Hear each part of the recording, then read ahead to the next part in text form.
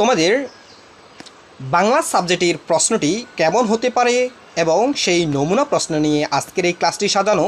প্রিয় শিক্ষার্থীরা, তোমরা যদি এই ক্লাসটি প্রথম থেকে শেষ পর্যন্ত দেখো তাহলে তোমাদের এই ক্লাসের মাধ্যমে তোমাদের বাংলা প্রশ্নটি কেমন আসতে পারে এবং সেই প্রশ্নের অ্যান্সারগুলো তোমাকে কিভাবে লিখতে হবে পূর্ণাঙ্গ একটি ধারণা তুমি লাভ করতে পারবে আশা করি।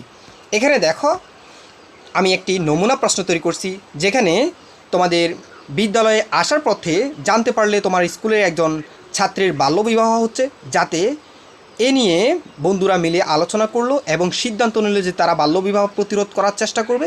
এখন বন্ধুরা মিলে সবাই কার সাথে যোগাযোগ করবে, কি বলবে। উপরের ঘটনাকে কেন্দ্র করে কাজটা হচ্ছে, এখানে দেখো, উপরের ঘটনাকে কেন্দ্র করে জোড়ায় আলোচনার ভিত্তিতে কাজগুলো করো। প্রথম কাজ, ঘটনাটির সমাধান নিয়ে কথা বলা যায় এমন ব্যক্তিদের তালিকা তৈরি করতে হবে তোমাকে। এই যে তুমি জানতে পারলে যে বাল্যবিবাহ, এই সমস্যাটি